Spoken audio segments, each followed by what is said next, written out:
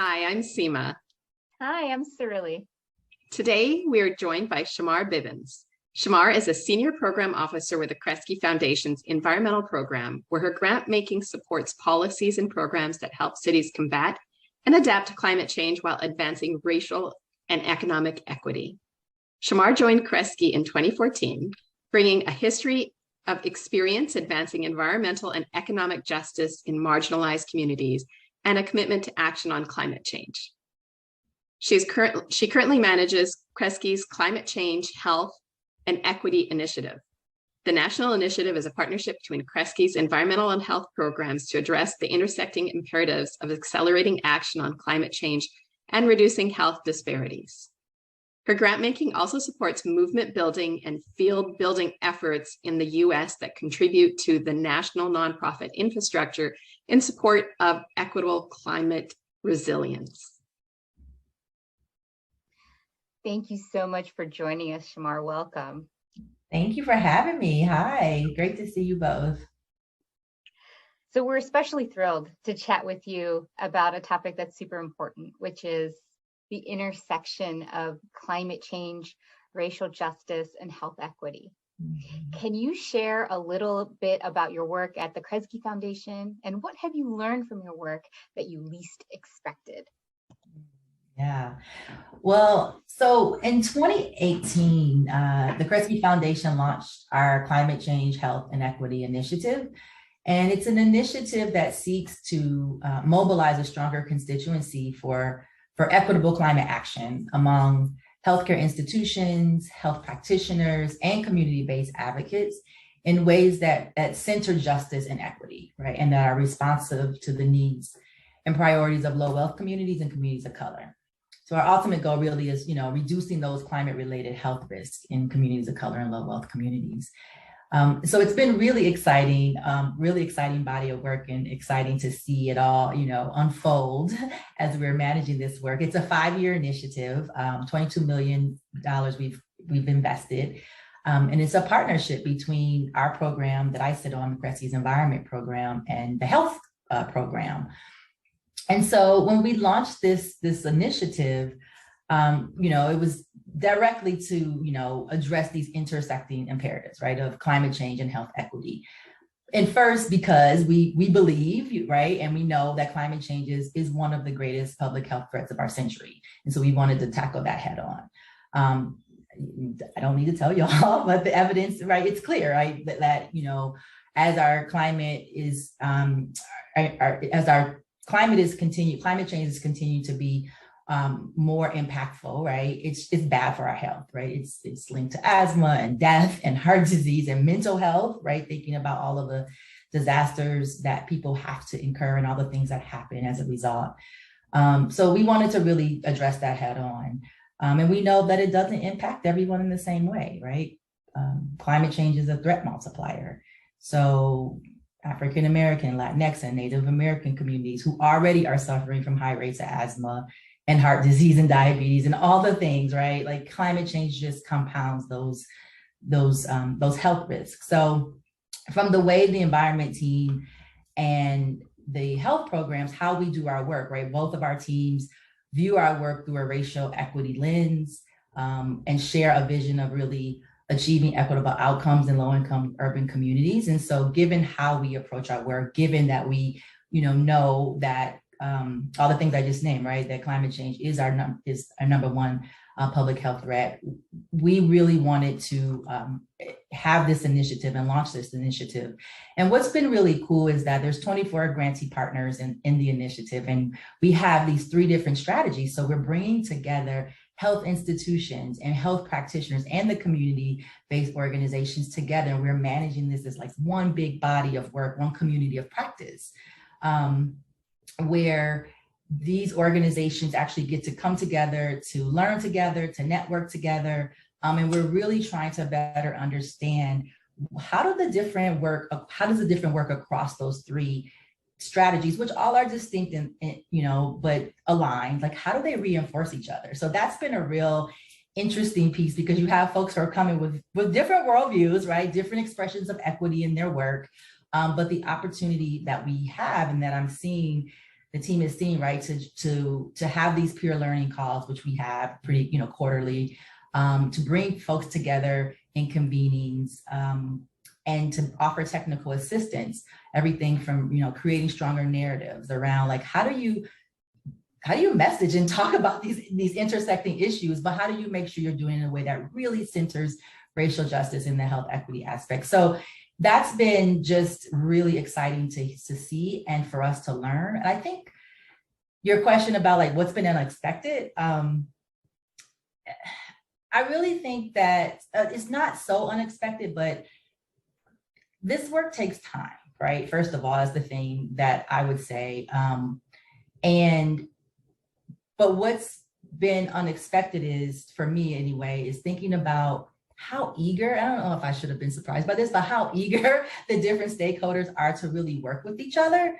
And the leaps that occur when you put folks in the room and help facilitate connections and just see, all of the different collaborations and the deepening partnerships that are happening. I was just on the phone yesterday with our partners in Miami. So speaking to like, this takes time. We have been supporting them for many, many years, well before the Chi Initiative, this community-based group, to really build their capacity around climate change, right? And extreme heat was something they've been working on for 6, 7, 8 years, but South Florida, right? Like it was really hard. I mean, even, at the county and city level, they're like, oh, we talked to the public health department. They didn't say this was a crisis. And so they're not thinking about it in that way, right? But to see their work, right, continue their work to really push forward, deepening capacity in community, working with their electeds and municipal leaders to really educate them and strengthen that case making on, like, of course, why in South Florida, of all places, we should really be thinking about extreme heat, but not only thinking about it, but thinking about it in a people-centered way. Right. And so now to see this, 6, 7, 8 years, Miami having, the world's first chief heat officer, and more salient climate impacts, more, stronger leadership at the city and county level, while, right, community have been building their capacity to strengthen. How do you bring in the community-led, work? All of that has seemed slow. And I know for our partners has been really discouraging for many years, but to see now, the opportunities that are emerging and the leaps that are now possible, by really connecting those dots, a lot of those external things happening that have converged, but also because we've been helping and supporting, communities to actually be prepared for moments like this, to take those leaps. So to me, it's not unexpected, but it's really, really exciting to see. And it just gives me hope of like what's really possible when we just continue to stay the course and center the values in which we know are essential to move this work forward in a transformative way. Thank you so much. And I appreciate you bringing it down to the values around that. As we look at where we are as a world right now, dealing with a pandemic, I'd love to understand and have you share if COVID has changed the way you see your role as a grant maker. Has it changed the way in which you are in the community with your grants and with partnerships when it comes to this work? What impact has it had? Yeah, it's a great question. COVID-19. So challenging on so many levels. I think for me, it has really deepened my understanding of how I come into this work, of that as a funder. I'm an advocate for my grantee partners, right? Like for the communities we serve and the organizations we work for. I always see that as my role, like my title, senior program officer. But to me, what that means is that I'm advocating on behalf of the organizations that we work with to ensure that they have the resources to do the amazing work that they do, right? And so what that looked like in COVID is that, thankfully, Kresge, I work at an institution that, really understood the impact on the communities we serve. And so we had all sorts of things that we tried to do to help alleviate already the pressures that a lot of our grantees were already facing, right? So things that seem like low-hanging fruit and maybe things we should even been doing before COVID, right? Like reducing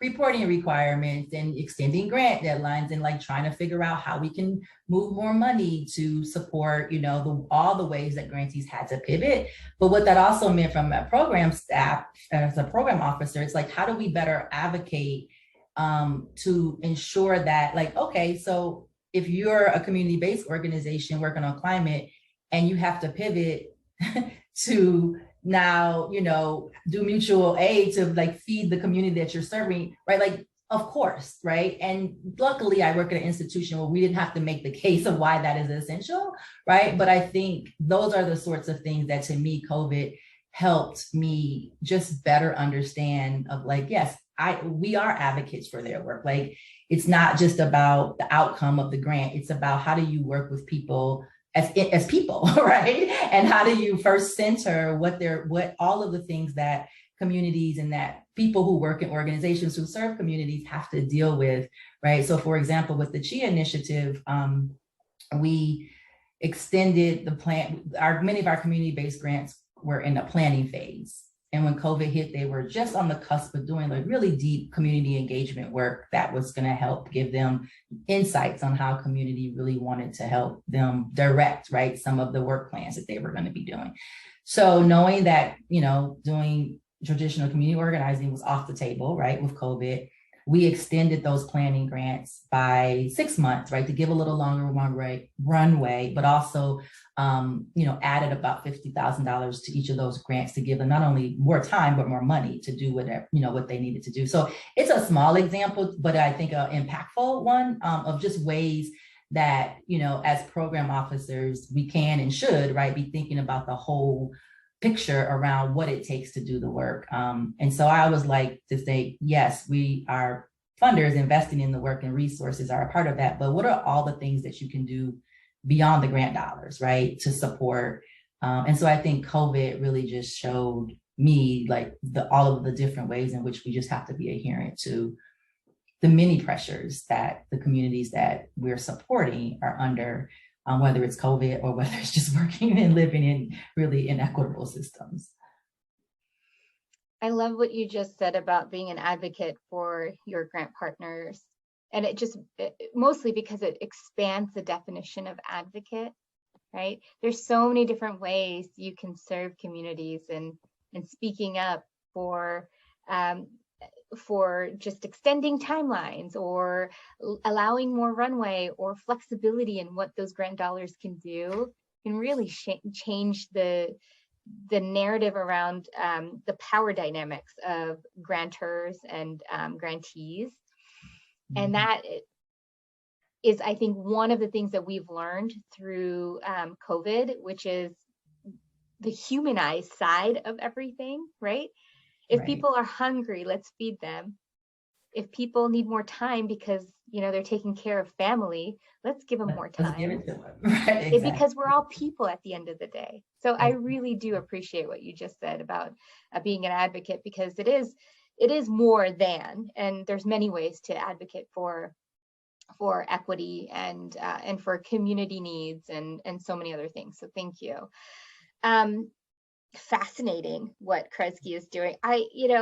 One of the things we like to do, Seema and I, is to possibly inspire others to work in the climate, health, equity space.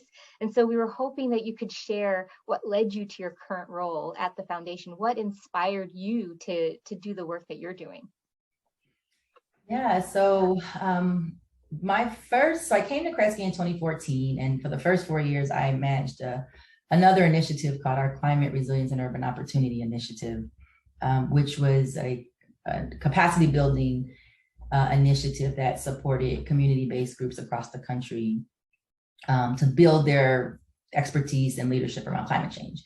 And so that was kind of my first, work within the foundation. And I came to Kresge because I was working prior to this for a national nonprofit that was working at the intersection of like, how do you fight poverty and pollution at the same time? So really building, the green economy and thinking about, how communities of color are part of the green economy and should be centered in that. And so I was working in DC And was, as I was thinking about what was next for me, right? I started to get curious about philanthropy because I saw what I thought was, at the time I didn't articulate it this way, but now that I'm on the funder side, I saw what good grant making in practice, right? So at the time I was working on a lot of equitable transportation work, among other things. And one of our funders was the Certain Foundation. And Kresge funded us as well, but I didn't hold that relationship. But our program officer at Certain at the time was just at the table with us, like strategizing, convening, right, and setting conversations, but was really an active participant in really trying to, create equitable solutions. And Kresge was definitely a funder of ours and a longtime funder, and helped that organization really get off the ground. And so as I thought about you have these, national funders who are, seeding work that I care about, being at the table. And so I got really curious. And so I took about a year to really explore to see if there was a space for me, in the philanthropic sector. That would allow me, right, to continue to move the change that I want to see in the world, but just really be in a different seat in the change model, right? And so it was just perfect because at the time, Kresge was going through a transition in terms of their environment program, and moving from, at the time prior to 2014, which was a, pretty traditional climate program, climate mitigation and climate adaptation were pillars. They were a bit siloed, not a strong, expression of equity at that time. And they had done a really thoughtful process to come on the other side of, what we have now, comprehensive climate resilience with adaptation and mitigation at the center, equity, right, front and center, people centered in that. And so it was just perfect. As I was looking, they were changing, and they were looking for a new program officer to come to really help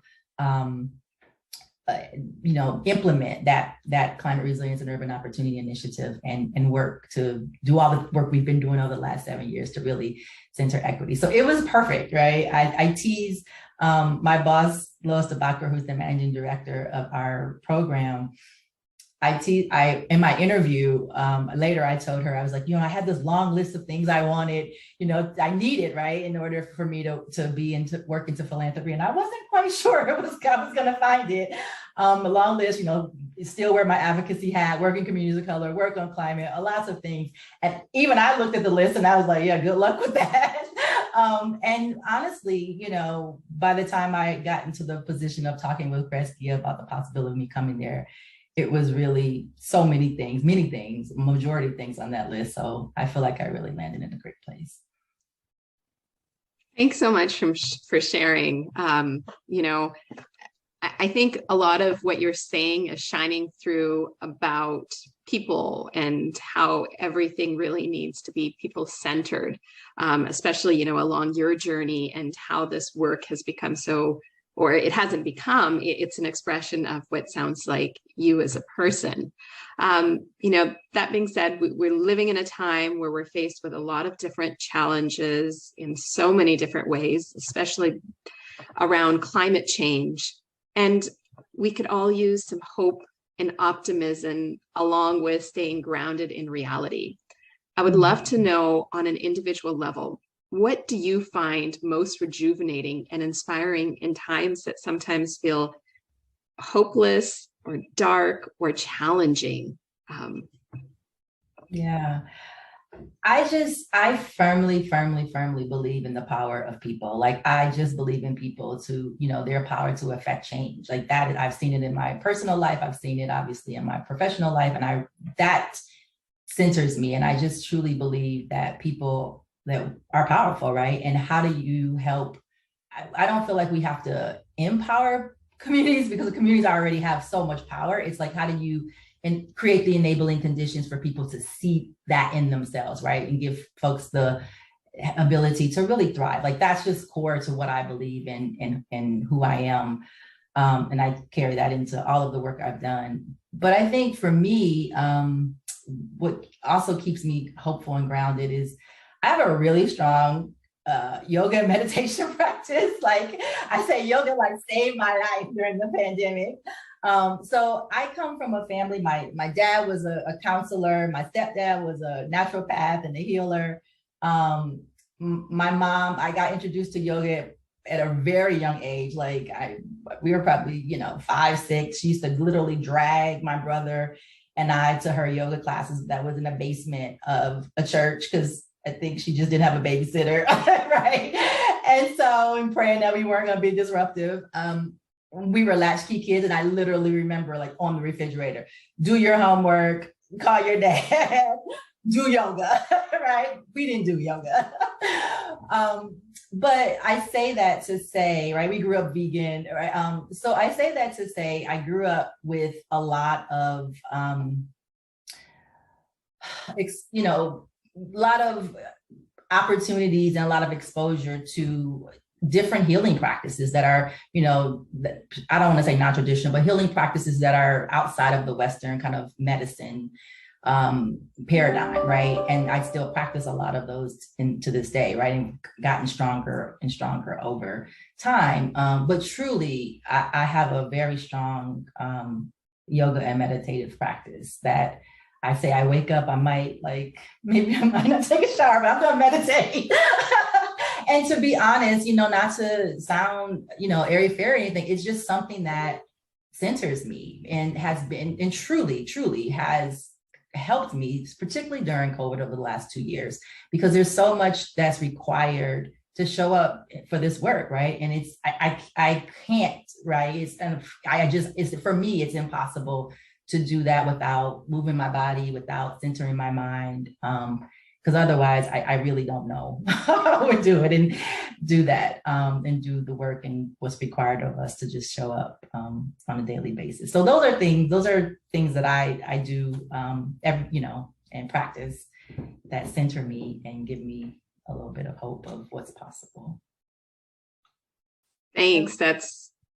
I'm now inspired to make sure that I take a few moments to center myself as I continue the rest of my day. Yeah. And being in community, you started, talking about community, but just being in community with other, people, especially women, right? Other Black women, other women of color, like who we can just let go and just be real and honest and transparent about our challenges and celebrate our wins. Like that's also what gives me hope, because when I can see other women doing things, I can be inspired, and I hope I can lend a little inspiration here and there along the way as well. I love that combination of that introspective mindset setting, intentionality, and then also celebrating with your close community, however you define your community, it's yours to choose. I love that. And that will stay with me for some time. And that's what we're hoping to create here at Avaaz for Climate, where we're trying to create a community where we can lean on one another, we can share our wins, our struggles, and learn from one another as well. So with that, thank you very much for joining us, Shamar. This has been a wonderful conversation. Well, thank you so much for having me, and thanks for creating community. This is really fantastic. So thank you. Thank you. And for our viewers, we'll be posting more of these conversations with other folks that also inspire us, like Shamar, in hopes that they may offer you a bit of inspiration in your work. Until next time, let's make some noise for climate.